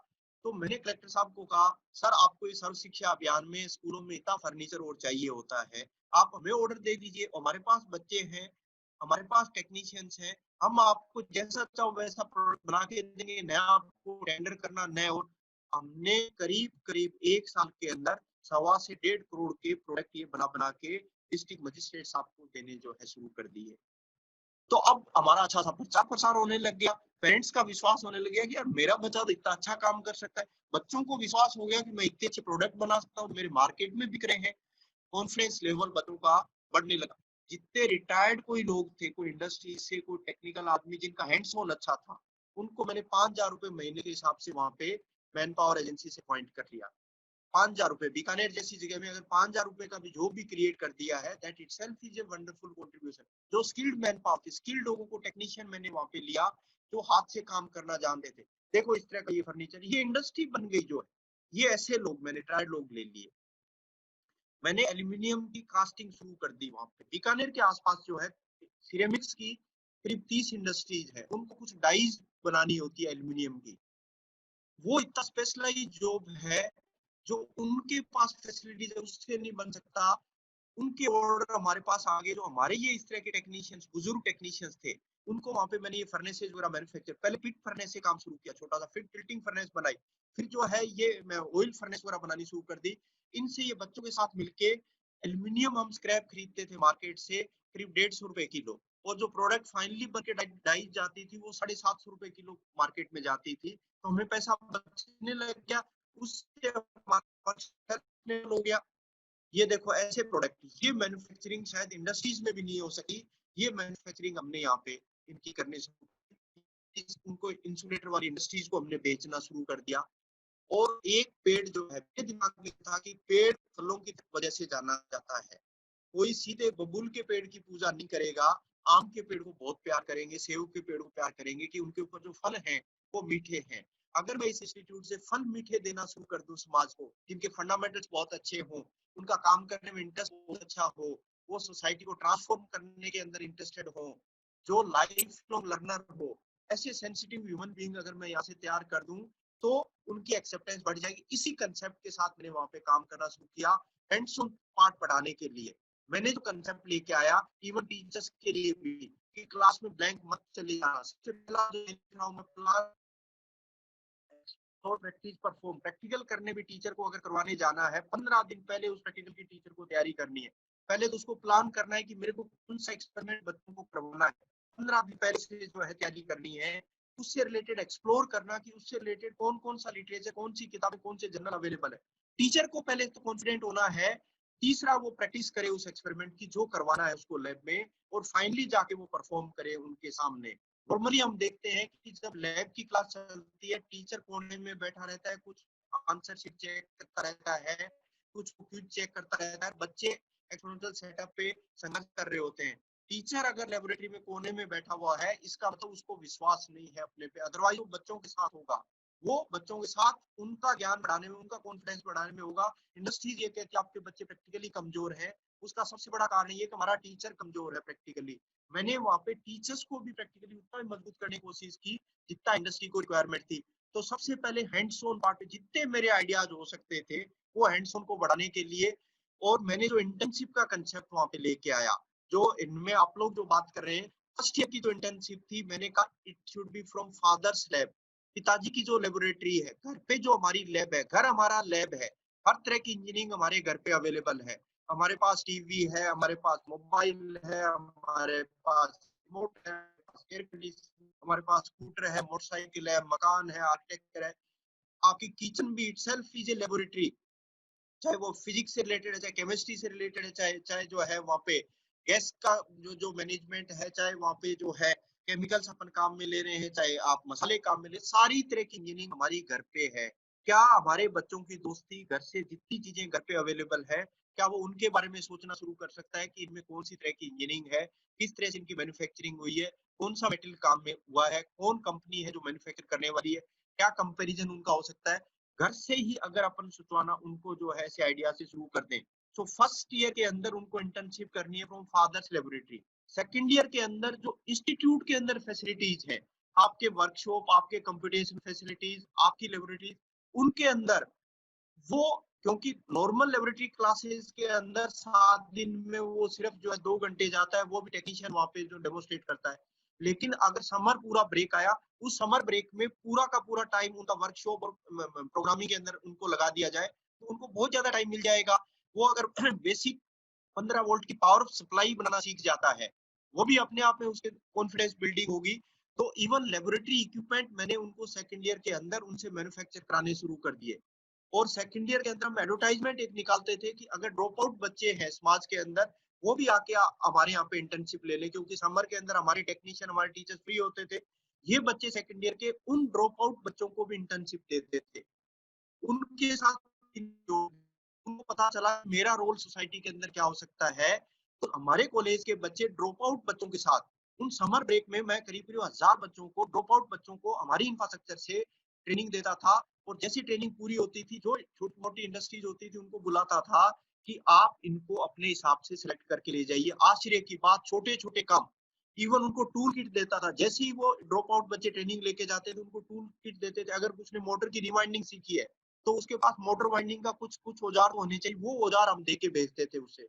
जो सोसाइटी के अंदर सीएसआर या जो एनजीओज है, उनको हम जोड़ते थे कि इनको कुछ पैसा दे दें या किट दे दें, जिससे सड़क के किनारे बैठ के अपना काम तो शुरू कर सकें। थर्ड ईयर की जो इंटर्नशिप है, वो हमने कहा कि जो सड़क के किनारे बैठ के आर्टिजन्स काम करते हैं, कोई आपका एयर कंडीशनर ठीक कर रहा है, कोई टीवी ठीक कर रहा है, उनके साथ अगर बच्चों को हम कनेक्ट कर दें, तो उनका प्रैक्टिकल एक्सपीरियंस बढ़ जाएगा। फर्स्ट ईयर की इंटर्नशिप घर से, सेकंड ईयर की इंटर्नशिप इंस्टीट्यूट के अंदर, थर्ड ईयर की इंटर्नशिप जो छोटे-छोटे काम कर रहे हैं सड़क के किनारे, उनसे अगर बच्चों की दोस्ती करा दें अपन, और वहाँ पे टीचर का रोल इट्स वेरी इंपॉर्टेंट, बहुत इंपॉर्टेंट रोल है, वो कनेक्ट करना। और फाइनल ईयर के अंदर उनको मेन जो इंडस्ट्रीज है, बड़ी इंडस्ट्रीज है, जहाँ पे काम कर पाए, और जिस जो काम कर रहे हैं वो लाइब्रेरी में आके नए प्रोडक्ट्स का सॉल्यूशन वो निकाल सके, नए आइडियाज का सॉल्यूशन निकाल सके। ऐसे 4 साल का हमने इंटर्नशिप का एक मॉडल जो है वहाँ पे क्रिएट किया माइंड्स ऑन के लिए। उनको नई नई चीजें, नए नए आइडियाज लेके आए और वो इम्प्लीमेंट करें इंस्टीट्यूट में। उस इंस्टीट्यूट को हमने 24 घंटे खुला कर दिया। 24 घंटे बच्चे हॉस्टल से ये आके, वहाँ के कलेक्टर साहब का और हमने बड़ा रोल वहाँ पे लिया। वहाँ पे एक स्कीम होती है बॉर्डर एरिया डेवलपमेंट प्रोग्राम, वो गुजरात के अंदर भी है।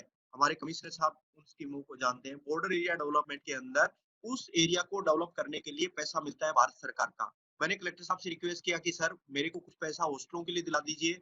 मैं बच्चे बच्चियां यहाँ तभी लेके आ पाऊंगा जब वहाँ पे ठहरने की फैसिलिटी होगी। लड़कियां तो पढ़ने के लिए तब आएंगी जब हॉस्टल्स होंगे। तो कलेक्टर साहब ने कहा कि सर एमपी एमएलए को भी कॉन्फिडेंस में लेना पड़ेगा। और ये तो क्योंकि बॉर्डर के एरिया के लिए और गांव के लिए पैसा होता है, ये तो शहर में, अपन बीकानेर तो शहर है। तो मैंने कहा सर बच्चे तो गाँव से आके हॉस्टल में रुकेंगे यहाँ पे, तो उसी थीम के मेरे को करीब करीब 6 करोड़ रुपए कलेक्टर साहब ने दिलवाए उन हॉस्टल्स को बनाने के लिए। हर सैटरडे संडे को मैं गाँव में जाता था। हर सैटरडे संडे को स्कूलों के प्रिंसिपल जो अपने थे, स्कूलों के हेडमास्टर जो थे, या गांव में जो पेरेंट्स थे, जो 12वीं में बच्चे पढ़ते थे, लड़के लड़कियां, मैं ये उनको कहता था कि आप हमारी प्रोफेशनल एजुकेशन में आप बच्चों को हमारी तरफ भेजिए, और ऐसी एजुकेशन जिसमें उनके हाथ में स्किल आए। फाइनली ऐसे होते होते मेरे पास 1800 लड़कियां हो गई थी उस कॉलेज के अंदर। पेरेंट्स को ये कहता था कि आप ये मत कहिए कि हमारे पास पैसा नहीं है, पैसा मैं लोन दिलवाऊंगा। मैंने बैंक की फैसिलिटी भी कॉलेज के अंदर क्रिएट कर ली, मैं आप लोगों को दिखाऊंगा। और उस लोन की गारंटी मैं लेता था प्रिंसिपल होने के नाते कि बच्ची तो मेरी है, मैं गारंटी लेता हूँ, और आपको सर्टेनली ये सर्टेन है कि बच्ची ये अच्छी जॉब लगेगी और पैसा आपका आ जाएगा। वो सब लोग इस तरह से देने के लिए तैयार भी हो जाएंगे। तो स्कूलों को भी कनेक्ट करना शुरू किया। देखो आपको हायर एजुकेशन में जहाँ से बच्चा आ रहा है उसको भी कनेक्ट करना पड़ेगा। वहां पे भी बात करनी पड़ेगी कि वो किस तरह से ग्रूम करें, कैसे माइंड चेंज करें। वो आगे जहाँ इंडस्ट्री में जा रहा है उससे भी कनेक्ट करना पड़ेगा। और इंडस्ट्री में बच्चा जब चला जाता है तब भी टीचर को उसका दोस्त बन के रहना है, उसको आगे भी अपने को गाइडेंस उसको देनी है। तो ये नॉलेज पार्ट वाला भी जो है, माइंडसोन वाला पार्ट भी हमने स्ट्रेंथन किया वहाँ पे। और तीसरा एटीट्यूड पार्ट बच्चों का, ये शिक्षा कि देश के अंदर करीब 40 करोड़ लोग ऐसे हैं जिनकी आमदनी $1 से कम है। आपका ये ज्ञान इनको अंदर कैसे कर सकता है। तो हम उस ऑर्गेनाइजेशन को इवन 24 घंटे चलाने में, बॉर्डर बॉर्डर एरिया के ऊपर बीएसएफ भी होती थी, बॉर्डर सिक्योरिटी फोर्सेस भी होती थी, तो वहाँ पे आर्मी भी बहुत ज्यादा थी। एयरफोर्स का भी बीकानेर एक बड़ा हब है। हमने एयरफोर्स, आर्मी, बीएसएफ को भी जोड़ा। उनके जवानों को आईटी स्किल्स, उनके जवानों को हैंडपंप्स कैसे ऑपरेट किए जाते हैं, एयर कंडीशनिंग कैसे ऑपरेट की जाती है। और बड़े जो ऑफिसर थे एयरफोर्स के और आर्मी के, जो इंजीनियरिंग बैकग्राउंड के थे, उनसे हमने रिक्वेस्ट किया कि आप हमारे बच्चों की क्लासेस लें। तो उन लोगों ने हमारे बच्चों की क्लासेस लेना शुरू किया। आर्मी के लोगों ने वो आके अपना ज्ञान, जो प्रैक्टिकल ज्ञान उनको देते थे, एयरफोर्स के ऑफिसर्स उनको देते थे, और उनके नीचे के लोगों को हमारे बच्चे एजुकेट करते थे। न हमें पैसा उनको देना, न हम लोग पैसा लेते थे। ऐसा मैकेनिज्म बनाया सोसाइटी से कनेक्ट होने का, जिसमें पैसे का भी कोई एक्सचेंज नहीं है। कोई प्रिंसिपल आज बात नहीं करे कि कैसे करे साहब, पैसा नहीं होता, पैसे की जरूरत ही नहीं है। काफी काम ऐसे हैं जो आपके अच्छे व्यवहार से, अच्छे इच्छाओं से जो है काम पूरे हो सकते हैं। सोसाइटी इनको हेल्प करने के लिए तैयार है। ये जैसे ही हम काम करने लगे, हम मीडिया में बहुत फेमस होने लगे, मीडिया में हमारी खबरें आने लगी। अच्छा काम करोगे तो कुछ अच्छी खबरें आने लग गई, हम तो हीरो बनने लगे वहां पे उस एरिया के अंदर।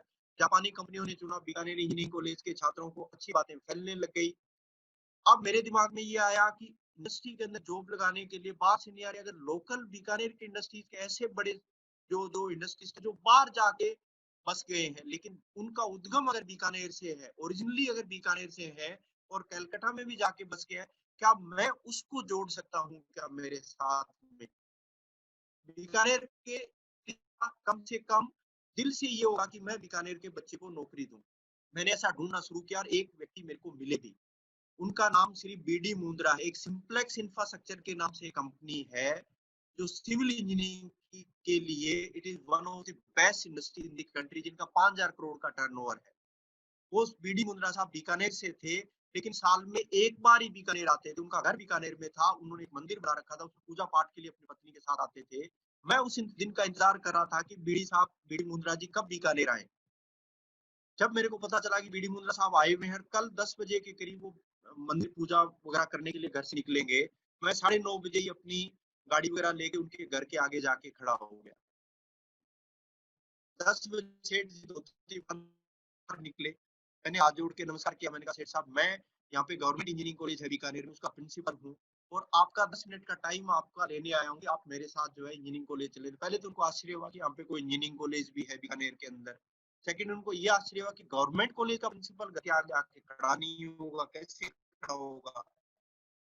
उन्होंने नहीं किया, मैंने कुछ नहीं। मैंने कहा सर, आपको 10 मिनट में लेके जाऊंगा, 10-15 मिनट आप थोड़ा सा राउंड लेना, वहाँ पे जो है 10 मिनट वापस छोड़ दूंगा। मैं ये नहीं कह रहा बच्चों को जॉब दीजिए, आप अगर कोई काम के कल को मिले तो आप उनको कनेक्ट करिए, लेकिन एक बार चलिए तो सही। सेठ साहब काफी कंसर्न थे और उन्होंने मेरे को हाँ कर दी और मेरे साथ वो गाड़ी में बैठ के वहाँ उस इंस्टीट्यूट में आ गए। सैटरडे का दिन था, अब वहाँ पे वर्कशॉप चल रहे हैं, थोड़े चल रहे हैं। ये उनको लगा कि यार गवर्नमेंट कॉलेज में अगर सैटरडे को थोड़े चल रहे हैं, इसका मतलब कुछ अलग से यहाँ पे बात है, कुछ अलग से माहौल है। करीब सुबह 10:30 बजे आए थे। उनको वहां सब जगह घूमते घूमते, बच्चों से बात करते हुए, टेक्निकल स्टाफ से, टीचर से बात करते हुए करीब 3:30 बज गए। 3:30 बजे उनकी पत्नी का घर से फोन आया कि सेठ साहब आप कहाँ पे हैं? आपने न भोजन किया, न आपने स्नान किया, न आपने प्रसाद लिया, न आपने पूजा की। सेठ साहब ने कहा सेठानी जी आप चिंता नहीं करिए, मैं मंदिर में ही हूँ, मैं एजुकेशन के टेम्पल में हूँ, आप पूजा पाठ करिए, मैं यहाँ से जाऊंगा, मैं आ जाऊंगा।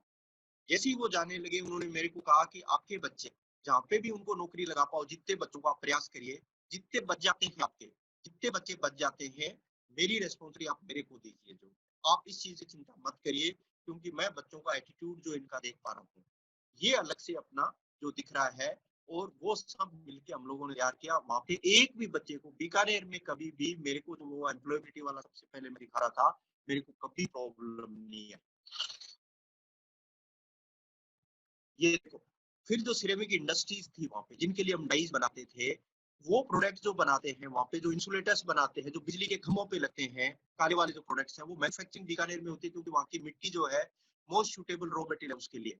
लेकिन उन इंसुलेटर की हाई वोल्टेज टेस्टिंग, उनकी मैकेनिकल स्ट्रेंथ, उनकी रॉ मटेरियल की physical properties, chemical property Baroda में टेस्ट होती है। बड़ौदा के अंदर एक एरडा के नाम से लेबोरेटरी है, और उस एरडा के अंदर हाई वोल्टेज की टेस्टिंग होती है। जब प्रोडक्ट आपका बीकानेर में बनता है, उसकी टेस्टिंग होने के लिए उनको वो बड़ौदा जाना पड़ता है। इंडस्ट्रीज का टाइम काफी खर्च होता है, इंडस्ट्रीज का पैसा, 2 महीने बाद नोट उनका रिजेक्ट हो गया हो तो उनको नुकसान भी हो सकता है। वो इंडस्ट्रीज वाले इकट्ठे होकर हमारे पास आए कॉलेज के अंदर कि क्या प्रिंसिपल साहब, वो टेस्टिंग लेबोरेटरी जो एरडा जो लैब है, क्या आप इंजीनियरिंग कॉलेज बीकानेर में बना सकते हो क्या? क्या हमारे प्रोडक्ट यहाँ टेस्ट कर सकते हो क्या? ये हमारे लिए सबसे बड़ी अपॉर्चुनिटी थी। इंडस्ट्री चल के आपके पास आ रही है एकेडमिक इंस्टीट्यूट में कि क्या हमारा काम कर सकते हो क्या? नॉर्मली तो हम इंडस्ट्रीज के पीछे जो है जाते हैं, इंडस्ट्री आपके पास चल के आ रही है, इसका मतलब उनको लग रहा है कि आपके लिए भी कुछ, इंडस्ट्री के लिए भी अपॉर्चुनिटीज वहां पे है। देखो, वन साइडेड लव कभी काम नहीं करेगा। लव तभी काम करेगा जब दोनों साइडों से होगा। इंडस्ट्री को भी होना है जितना आपको उनसे है, तभी ये काम चलेगा। हमने वहां पे सिरेमिक की इंसुलेटर टेस्टिंग लैब क्रिएट की, करीब 7 करोड़ रुपए लगाए। वहां पे गवर्नमेंट का पैसा नहीं था, बच्चों का पैसा था।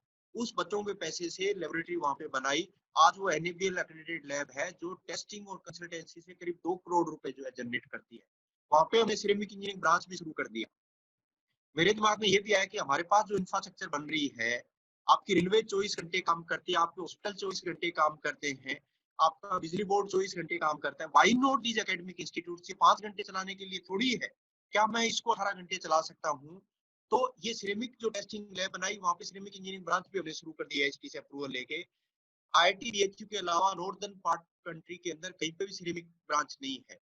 तो हमने 60 बच्चे ले लिए, उन बच्चों के लिए भी ये लेबोरेटरी जो है काम आने लगी। हमारे इंस्टीट्यूट को अलग से पैसा नहीं लगाना पड़ा, तो बच्चों के लिए ये लेबोरेटरी बन गई, टेस्टिंग लैब बन गई, और ये एनेबल एक्रेडिटेड लैब का आज टेस्ट किया सर्टिफिकेट पूरे इंडिया के अंदर वैलिड है। ये इंसुलेटर्स है, काले वाले जो इंसुलेटर्स हैं, ये हमने टेस्ट करने शुरू किए।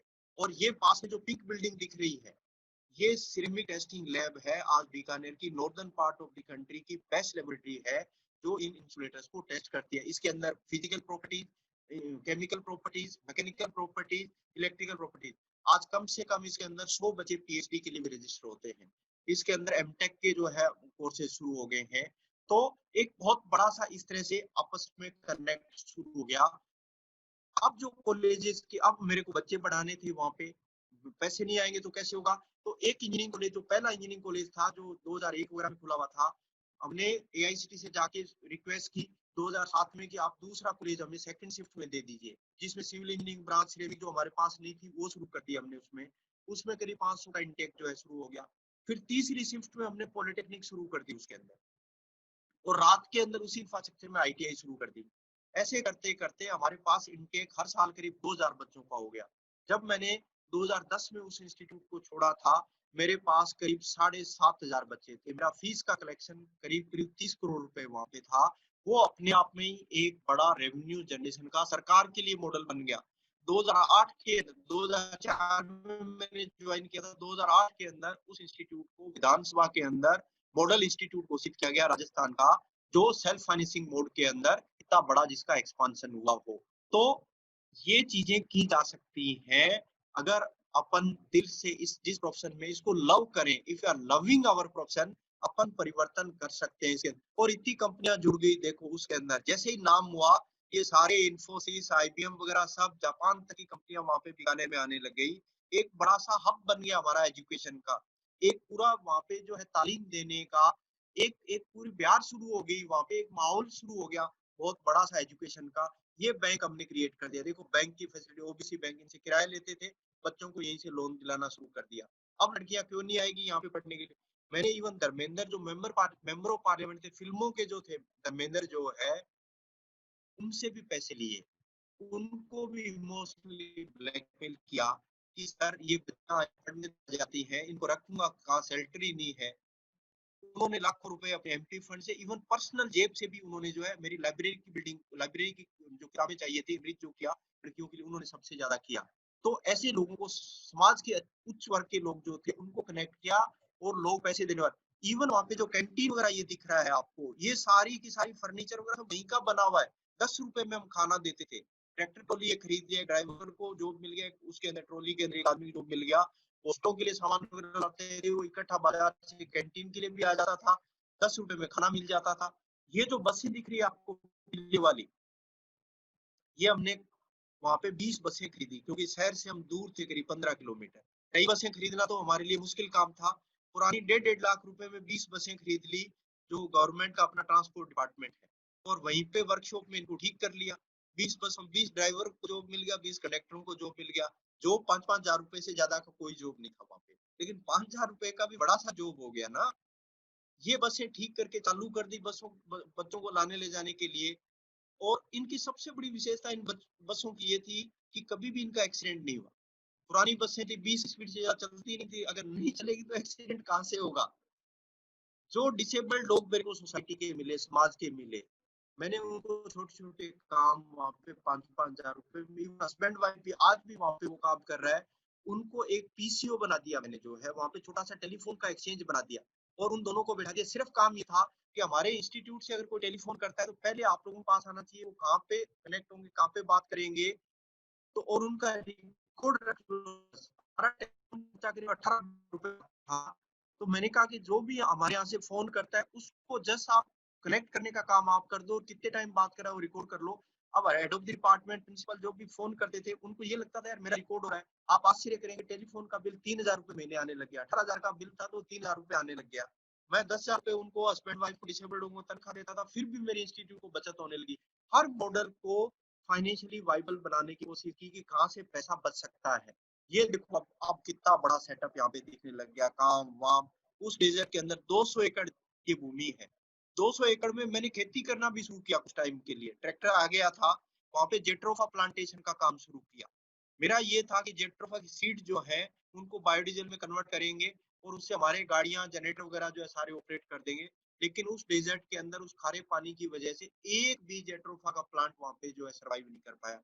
फाइनली हमने नीम के प्लांटेशन किए वहां पे। निम्बोली से, जो नीम की निम्बोली से अगर तेल निकाल के अगर बायोडीजल बना सके, आज के दिन वहां पे 7,000 के पेड़ है उस इंस्टीट्यूट। ऐसे लगता है कि फॉरेस्ट बन गया। ये जो एयरफोर्स आर्मी का जो और इनमें जो आज हैकाथन करते हो, वो हैकाथन मैंने 2008 के अंदर किया था। 5,000 बच्चे जो है और आर्मी एयरफोर्स की प्रॉब्लम्स दी थी उनको। उनको जो प्रॉब्लम आती थी, उनके कैमरा जो सर्विलेंस के लिए थे, उनकी स्पीड बहुत ज्यादा होती थी, बड़े कॉस्टली होते थे। उनके घूमने की जो स्पीड जो है, उन बच्चों को इनको प्रॉब्लम दी थी कि इनको लो कॉस्ट बनाना है, कम स्पीड पे आपको ऑपरेट कराना है। इन बच्चों ने उस टाइम यहाँ पे भी सॉल्यूशन निकाले थे। उन्होंने हमें एयरक्राफ्ट दिया, ये देखा जो है एयरक्राफ्ट डोनेट किया उस इंस्टीट्यूट के अंदर। इतना बड़ा सेटअप हमारा बनते बनते ये हो गया। ये फाइनली ये इंजीनियरिंग कॉलेज बन गया था, जिसमें कह रहा हूँ आज 7,500 पेड़ है। इवन काफी क्लासेस तो हमने इन नीम के पेड़ों के नीचे लेना शुरू कर दिया था। 2010 के अंदर वहां पे 66 अलग अलग स्पेशलाइजेशन थे। एमबीए, बीबीए, बीसीए, जो भी कोर्स का नाम लो आप, सारे कोर्स वहां पे अवेलेबल थे। आज वो टेक्निकल यूनिवर्सिटी बन गया है। अब सरकार ने जो है उसको टेक्निकल यूनिवर्सिटी बना दिया। देखो इसका व्यू आप जो है, इस इंस्टीट्यूट का अभी जो व्यू दिख रहा है आपको, ऐसे लग रहा है कहीं शिमला में है। जिस तरह का जो सुंदरता, इसकी भव्यता जो दिख रही है, वो इसका बन गया। ये इसका नाइट व्यू है, इसका जो 200 एकड़ में। और इसके अंदर ये बता दो सभी प्रिंसिपल्स को कि गवर्नमेंट का एक भी पैसा नहीं, एक भी पैसा गवर्नमेंट है, न सैलरी की फॉर्म में, न इस इंफ्रास्ट्रक्चर की फॉर्म में। सिर्फ हमारे टीचर्स, बच्चों की जो टीम थी, उन्होंने मिलके जो है इस इतनी बड़ी व्यवस्था को बना दिया था। उसके बाद मैं नीटर चंडीगढ़ का जस्ट 2 मिनट का टाइम अपना लूंगा, फिर मैं क्लोज करूंगा। नीटर चंडीगढ़ जो टीचर्स को ट्रेनिंग देता है, ये करीब 9 स्टेट को कवर करता है। जम्मू कश्मीर से लेकर यूपी तक के टीचर्स को ट्रेनिंग देने की इनकी जिम्मेवारी थी। बाकी दूसरे नीटर्स करते हैं। साल में ये करीब 3-3,500 टीचर्स को ट्रेनिंग देते थे। लेकिन हमारे 9 स्टेट्स में नंबर ऑफ कॉलेजेस थे, उनकी संख्या 4,000 थी। तो जैसे ही मैंने वहां पे ज्वाइन किया, जयपुर से जाके वहां ज्वाइन किया, मैंने वहां प्रोफेसर से पूछा कि साल में कितने टीचर्स को ट्रेन कर पाते हैं अपन। उनका ये था कि करीब सर 3,000 टीचर्स को हम यहाँ फिजिकली बुलाते हैं, उनको ट्रेनिंग देते हैं।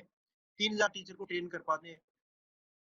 इंस्टीट्यूट 3,500 है, आप साल में 3,000 टीचर्स को ट्रेनिंग देते हो, तो इसका मतलब एक इंस्टीट्यूट से एक टीचर ही नहीं आया, हमारी तो पूरी जिंदगी निकल जाएगी। हमें तो उस गांव में जो पॉलिटेक्निक है, गांव में जो इंजीनियरिंग कॉलेज है, हमें तो वहां तक पहुंचना है। आप तो मेरे को ये सजेस्ट करो कि हर टीचर के पास एक बार साल में 7 दिन के लिए हम कैसे पहुंच सकते हैं।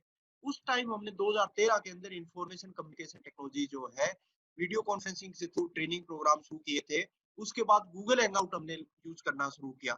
और वो भी हमारे एमटेक के बच्चों ने आइडिया दिए कि आईसीटी को स्ट्रेंथन और कौन कौन से फैसिलिटीज अवेलेबल। ये जूम और टीम उस टाइम अवेलेबल नहीं थी।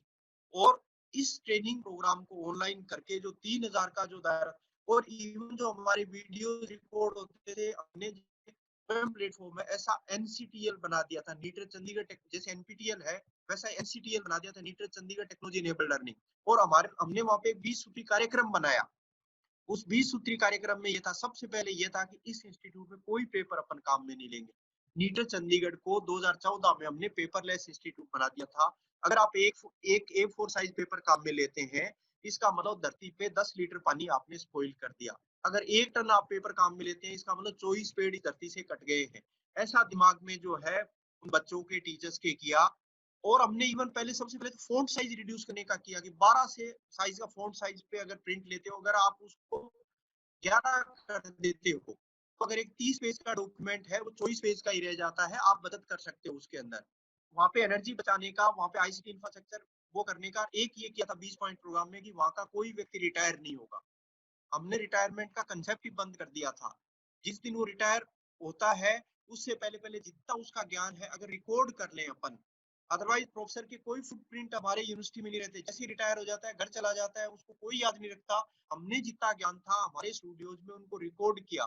Thousands of videos on this NCTL it is available. चाहे वो रिटायर भी हो गए उन लोग, उनका ज्ञान यहाँ पे जो है अवेलेबल है। जो हमारे 3-3.5 हजार टीचर साल में ट्रेन होते थे, जब मैं 2016 जनवरी में मैं एआईसीटी जब ज्वाइन किया था, हमने 20,000 टीचर्स को कनेक्ट करना शुरू कर दिया था, ट्रेनिंग देना शुरू कर दिया था। जो आज अपन ये बात कर रहे हैं ऑनलाइन एजुकेशन की, हमने ये उस टाइम 2016 के अंदर भी इस लेवल पे आ गए थे।